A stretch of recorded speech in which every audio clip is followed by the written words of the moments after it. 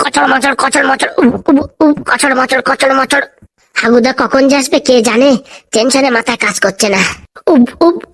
কচড় মচড় কচড় মচড় কচড় মচড়। কিরে নটেন, সকালবেলায় কচড় মচড় শুরু করে দিছিস?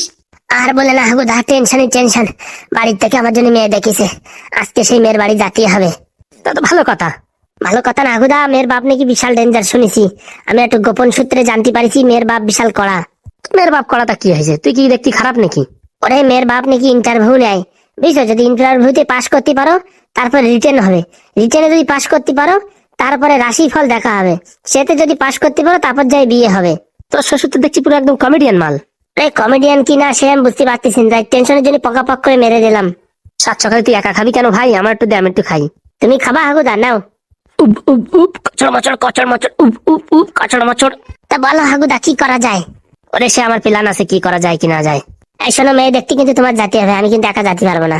আমার এমনিতেই মোটামুটি প্যান ঢিলে হয়ে যাচ্ছে মেয়ের বাপের কথা শুনে। তাহলে তুমি যাচ্ছ তো সেটা বলো তো।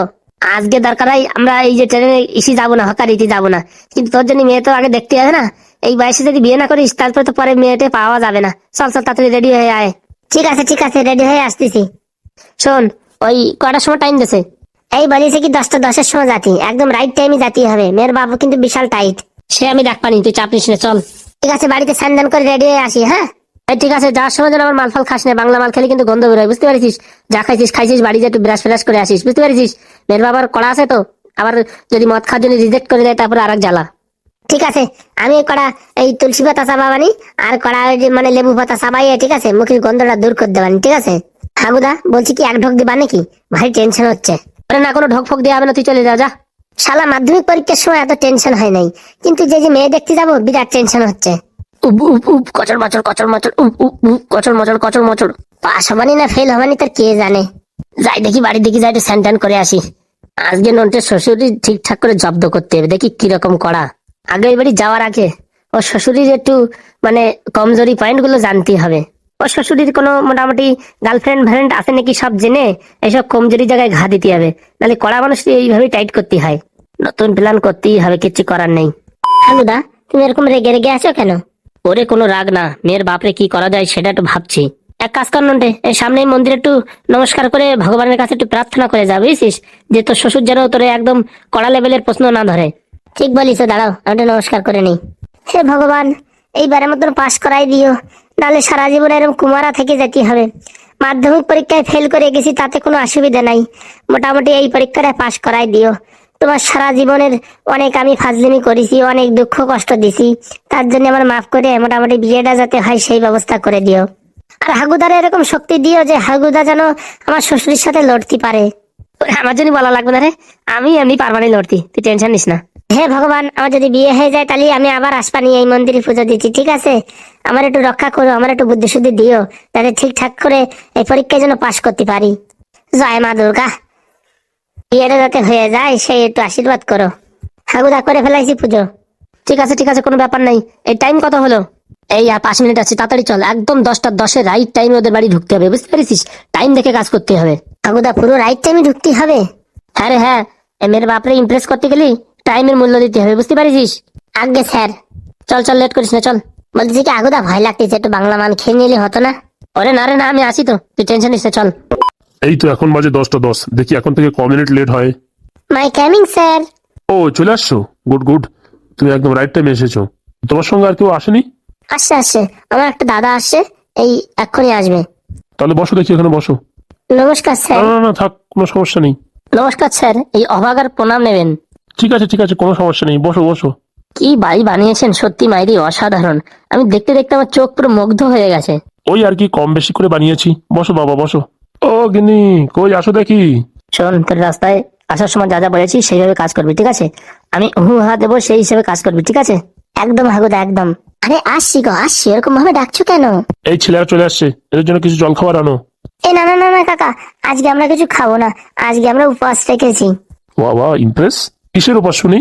এই আমরা কোনো ভালো কাজে গেলে সেদিন আমরা উপবাস থাকি।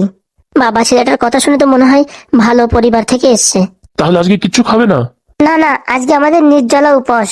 হ্যাঁ, উপর থেকে আবার আজকে একাদশী তো, তাই আজকে আমরা উপোস থাকি। সত্যি সত্যি অসাধারণ।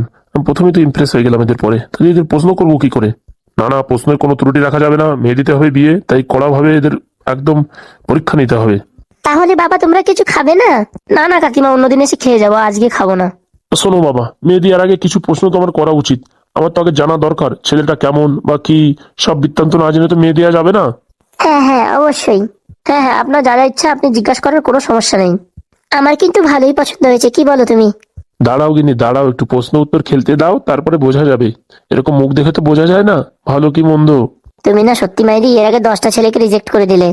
একটা মাত্র মেয়ে, এত টাকা পয়সা বিষয় সম্পত্তি যে কোনো কারোর হাতে তুলে দেওয়া যায় না না। তা বলছি বাবা, তোমার নামটা কি? স্যার আমার নাম হলো নীল প্রকাশ, বাবা আমার রতনলাল প্রকাশ, মার নাম সুমিত্রা দেবী। বাবা বাহ, মেঘনা চাইতেই জল, সবকিছুই তো বলে দিলে। গ্রাম হাসনাবাদ। ও, তোমার বাড়ি হাসনাবাদে? হ্যাঁ স্যার, কাজের সূত্রে আমি এই কলকাতাতে থাকি। ওয়াও ওয়াও ওয়াও, তা কি কাজ করো শুনি? স্যার আমি একটা কোম্পানিতে জব করি। কি কোম্পানি? স্যার কোম্পানির নাম অস্ট্রেলিয়ান প্রোডাক্ট লিমিটেড। মানে ওখানে কি করা হয়? স্যার ওখানে সব সায়েন্টিস্টদের কাজ। ওখানে সায়েন্টিস্টরা গবেষণা করে নতুন নতুন জিনিস তৈরি করে, বুঝতে পেরেছেন স্যার? ওই ল্যাবে আমি কাজ করি। ও বাবা, সায়েন্টিস্টদের সঙ্গে কাজ করো তুমি? একদম ফাটিয়ে দিচ্ছিস, এরকমই উত্তর দিবি, তাহলে আর কোনো চাপ নেই। তুমি কিছু বলছো বাবা? না স্যার, আমি বলছিলাম কি, টেনশন করবি না, তোর শ্বশুর মশাই যেরকম বলে সেরকম ভাবে উত্তর দিবি। হ্যাঁ হ্যাঁ, টেনশন নেওয়ার দরকার নেই, কিন্তু এখনো আমি শ্বশুর হইনি, চেষ্টা করছি হওয়ার, দেখা যাক কতদূর কি করা যায়। বলছি তোমার মাসের স্যালারি কত? স্যার মাসের স্যালারি স্যার আমার কোনো ঠিক নেই। কোনো মাসে 40,000, কোনো মাসে 60,000, কোনো মাসে 70,000। এটা ঠিক বুঝতে পারলাম না, এটা কি করে হয়? স্যার আমি একটা সেলার ডিপার্টমেন্টে আছি। যেমন আমার 30,000 প্যাকেজ আছে। এরপরে আমি যত মাল সেল করতে পারবো, মানে কাস্টমারদের সঙ্গে বুঝিয়ে যত সেল করাতে পারবো, তার উপর আমি কমিশন পাই। তা শুনি তুমি এই সেলস গুলো কোথায় করো? স্যার এগুলো আমি অনলাইনে মার্কেটিং করি। অনলাইনে ভিডিও কলে ক্লায়েন্টদের বোঝাই যে কিভাবে এই প্রোডাক্টগুলো ইউজ করতে হবে এবং এর ফ্যাসিলিটি কি কি। যেমন এই গত দুদিন হলো, এই দুদিনেই ইউএস এর সঙ্গে 1 করোড়, মানে 1 কোটি টাকা ডিল হয়েছে। 1 কোটি? তা বাবা, তো প্রোডাক্ট গুলো কি কি বিক্রি করো আমি শুনি? স্যার আমাদের এখানে অনেক রকম প্রোডাক্ট তৈরি হয়। যেমন কি যাদের মাথায় চুল নেই, তারাও যদি এই প্রোডাক্ট ইউজ করে তাদের মাথায় চুল আসবে। যাদের মুখে পিম্পলস এবং মুখে গ্লো আসছে না, তাদের জন্য আমরা ক্রিম তৈরি করি। সেই ক্রিমগুলো লাগালে একদম চকচকে হয়ে যাবে। যদি এই ছেলেটা সিলেক্ট হয়ে যায়, এর কাছ থেকে ফ্রিতে টাকের জন্য তেল নিতে হবে। পাশের বাড়ির চম্পা বৌদি সবসময় বলে টাকে চুল নেই। কিছু বলছেন স্যার? না না না, কিছু বলছি না, এই বলছিলাম কি, তো মোটামুটি মাসে তোমার কিরকম থাকে? স্যার বললাম তো 40 থেকে 70,000 টাকার ভিতরে থাকে। না না, সেটা তো তুমি পাও ইনকাম, কিন্তু এই খরচা খরচা করে কি কি থাকে বলি। স্যার পুরোটাই থাকে, আমি বেশি খরচা টচা করি না। ওই যা টাকা পয়সা হয় খাওয়া দাওয়া করে, আর আমি বাইরের কিছু খাই না, বাইরের সব জাঙ্ক ফুড আমি খাই না। ওসব খালে বডিতে সমস্যা হয়, এর জন্য আমি খাই না। Wow, very good. বলছি কি, মাঝে মাঝে এই বাংলা টাংলা খাও নাকি? না স্যার, কি যে বলেন, বাংলা তো আমার স্বপ্নেও আসে না। হ্যাঁ হ্যাঁ বন্ধু, আমার বাংলা কোনোদিন খাইনি, কোনোদিন দেখিনি কেমন কালার হয়। যাক, ছেলেটা ভালোই আছে। বলছি কি, শোনো না, আমার কিন্তু খুব ভালো পছন্দ হয়েছে, মেয়েটাকে আনবো? দাঁড়াও একটু, দাঁড়াও তো, ধৈর্য ধরো। বলছি কি, তুমি যখন ঘরে আসলে তখন তোমার মুখ থেকে একটা লেবু সেন্ট বা তুলসী পাতার সেন্টের মতন আসলো, ওটা কেন আসলো? এই মরেছে, কেলো করেছে। স্যার ওটা একটা আয়ুর্বেদিক ওষুধ। মানে আমরা যে কোম্পানিতে কাজ করি, আমিও কোম্পানিতে কাজ করি, তো আমি তো ওই কোম্পানিতে মোটামুটি এই গেটম্যান, ওয়াচম্যান, আর আমার এই যে যে ভাইটা আছে সে সুপারভাইজার, সে মানে বিশাল বড় পোস্টে আছে। ও, সেটা তো ঠিক আছে, কিন্তু আমার প্রশ্নটা সেটা ছিল না।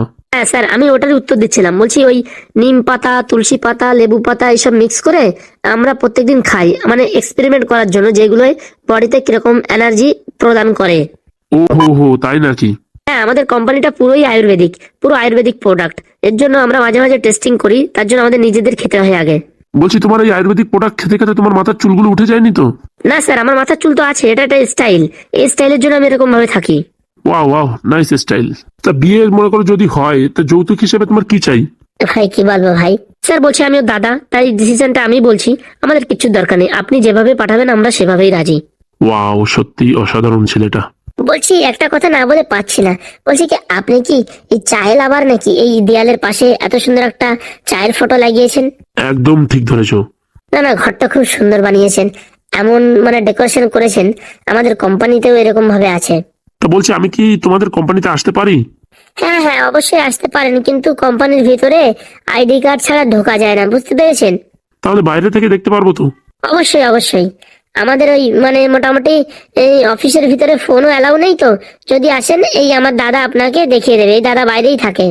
হ্যাঁ হ্যাঁ, কোনো সমস্যা নেই, আপনি যদি আসেন আমি কোম্পানির পাশ থেকে আপনাকে সবকিছু দেখিয়ে দেবো, কিন্তু কোম্পানির ভিতরে এন্ট্রি নেই।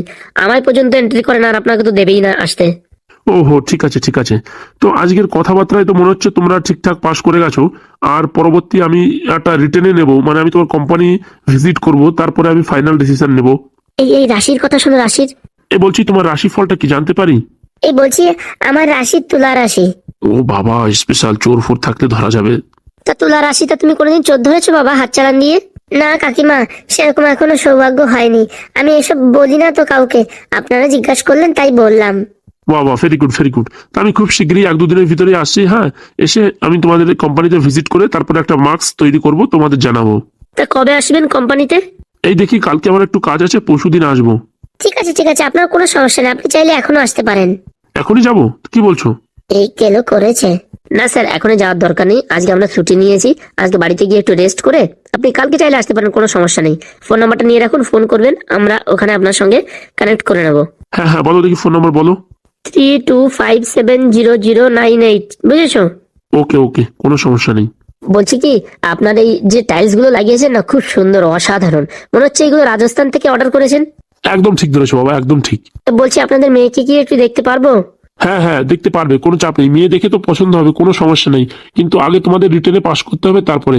কারণ কি, আমি চাই না আমার মেয়ে প্রত্যেকটা ছেলের সামনে এসে ঘোরাঘুরি করুক, আর সবাই কমেন্ট করুক, জিজ্ঞাসা করুক। এর জন্য আগে ছেলে আমি ফাইনাল করব, তারপরে তার সঙ্গে তার কথাবার্তা হবে, বুঝতে পেরেছো? ও বাবা, মেয়ে নিয়ে কোনো চাপ নেই, মেয়ে যেমন সুন্দরী তেমন সুশীল তেমন ভদ্র, বুঝেছো? হ্যাঁ হ্যাঁ ঠিক আছে, তাহলে আপনি আসেন, কথাবার্তা বলে তারপরে দেখা হবে, কথা হবে। হ্যাঁ হ্যাঁ, ঠিক আছে, তাহলে তোমরা আসো তাহলে। হ্যাঁ, এখন বলছি, কিছু খেলে না তো? বললাম না কাকিমা, আজকে আমাদের ফার্স্ট, আজকে আমরা উপোস থাকবো, আজকে আমরা খাবো না। আসার সময় দুটো বাংলা মাল মেরেছি, আর কত খাবো বল? কি বললে? কি বাংলা না কি বললে? না স্যার, বলছিলাম আমরা বাঙালি মানুষ তো, আমরা একটু মানে ভগবানের প্রতি বিশ্বাস বেশি, তাই একটু আমরা একটু ফাস্টিং করি, তাই বলছিলাম আস্তে আস্তে। ঠিক আছে ঠিক আছে, যাও তাহলে। আর দেরি করো না, বাড়ি গিয়ে একটু রেস্ট করো। আমি পরশুদিন তোমাদের সঙ্গে দেখা করছি। অবশ্যই স্যার, অবশ্যই। তাহলে আসি, আপনাদের সবাইকে প্রণাম জানাই। বাবা, ছেলেটা তো খুব ভদ্র আছে, আমি তো রাজি, তুমি দাও না দাও, আমি কিন্তু মেয়ে দেবো কে। ঠিক আছে কাকিমা, আসি তাহলে। হ্যাঁ বাবা, ভালোভাবে যেও। চল ভাই, তাড়াতাড়ি চল। বললে হবে না, ছেলে দুটো কিন্তু ভালোই আছে। হ্যাঁ হ্যাঁ, কথাবার্তা বলে তো ভালোই মনে হলো। এখন দেখা যাক কিরকম হয়। রিটেনে পাস করতে হবে তো। হ্যাঁ হ্যাঁ, রিটেনে পাস করে যাবে, কোনো সমস্যা নেই। আমার তো মনে হচ্ছে এই ছেলে দুটোর ভিতরে অনেক ভালো মানসিকতা আছে। হ্যাঁ বউ, যতই বলো, আগে রিটেন না নিয়ে কোনো কথা হবে না। তারপরে এই মোটামুটি রাশিফল দেখা হবে, তারপরে সব হবে। হ্যাঁ বাবা, তুমি যেটা ভালো বোঝো সেটা করো, এর আগে তো 10টা ছেলেকে রিজেক্ট করে দিলে। কিন্তু বউ, আমার মনে একটু সন্দেহ সন্দেহ হচ্ছে। ছেলেটা তুলসী পাতা লেবু পাতা খেয়ে আসলো, বুঝতে পারলাম না, বাংলা মালটাল খায় না তো? চি চি চি, তুমি যে কি বলো, ওরা আজকে উপোস রয়েছে আর বাংলা মাল খাবে? তোমার সত্যি একটু মুখে আটকায় না গো। কে জানে, আমার মনে সবসময় একটা সন্দেহ সন্দেহ চলে, বুঝেছো? যে আজকালকার এরকম বেয়াদব ছেলের ভিতরে এরকম দুটো পদ্ম ফুল কোথায় ফোটে? আরে ফোটে গো ফোটে, কাদার ভিতরে পদ্ম ফুল ফোটে, তুমি কি জানো? ফুটলেই ভালো। যাই বাবা, একটু রেস্ট করি, দেখি একটা লিস্ট বানাই কি কি এদের চেকিং করতে হবে, সবকিছু একটা লিস্ট অনুযায়ী এদের মোটামুটি ইন্টারভিউ নিতে হবে, তাহলে জানা যাবে। তা শুনি, প্রত্যেকদিন তুমি ছেলে পেলেদের উপর খেপে যাও, আজকে তো খেপে যাওনি। কি আর খেপে যাবো বল? বিয়ে হোক না হোক, ছেলেটা এসেই প্রথম আমায় নমস্কার করলো, তখন আমার মনটা কিরকম আইসক্রিমের মতন হয়ে গেল। ও বাবা, তাই নাকি? হ্যাঁ রে হ্যাঁ, আর কি বলবো। যা যা বউ, ভালো করে রান্না কর যা। হ্যাঁ করছি, তুমি হাত মুখ ধুয়ে এসো। যাই বলো তাই বলো, ছেলে দুটোর উপর কিন্তু আমার একটু সন্দেহ আছে। এত ভদ্র কি করে হয়? আমি তো এত ভদ্র ছিলাম না কোনোদিন। আর এই দুটো ছেলে এরকম ভদ্র, আমার কিরকম একটা মনে একটা খটকা লাগছে। এর মনের ভিতরে এরকম লাগছে, মনে হচ্ছে খটকা লাগছে, এটা প্ল্যানিং করে আসছে, এরকম মনে হচ্ছে। দেখা যাবে, কোম্পানিতে গেলে সব জানাবে। তা কিরকম হলো ইন্টারভিউ বল দেখি। আগে একটু বাংলা খেয়ে নি, তারপর দাঁড়াও। কচড় মচড় কচড় মচড়, উপ উপ, কচড় মচড় কচড় মচড়। সত্যি হাগুদা, তুমি যদি না থাকতে আজকে বিয়ে তো দূরের কথা, ওর বাবা গেট থেকে ধাক্কা মেরে বের করে দিত। ওরে, ও নিয়ে করে চাপ নিস না, আমি আছি তো, কি করে কারে ইমপ্রেস করতে আমার জানা আছে।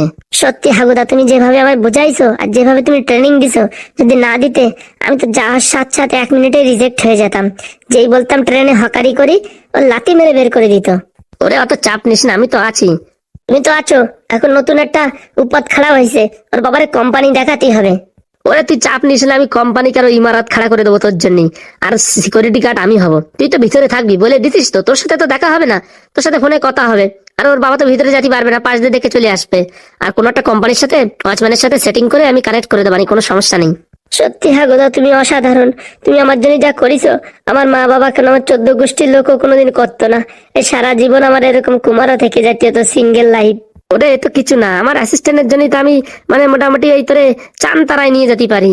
সত্যি হাগুদা, তুমি অসাধারণ, তুমি অমায়িক, তুমি মাইন্ড ব্লোয়িং। হয়েছে হয়েছে, আর কান্না করতে হবে না। আমি একটু হাসি, একটু স্মাইল দে তো দেখি। হি হি হি হি হি। তুমি না থাকলে আজকে তো আমার বিয়ে হতো না। তুমি না থাকলে মেয়ের বাবা আমায় পাশ করাতো না। তুমি না থাকলে আমার প্রশ্নের উত্তর হতো না।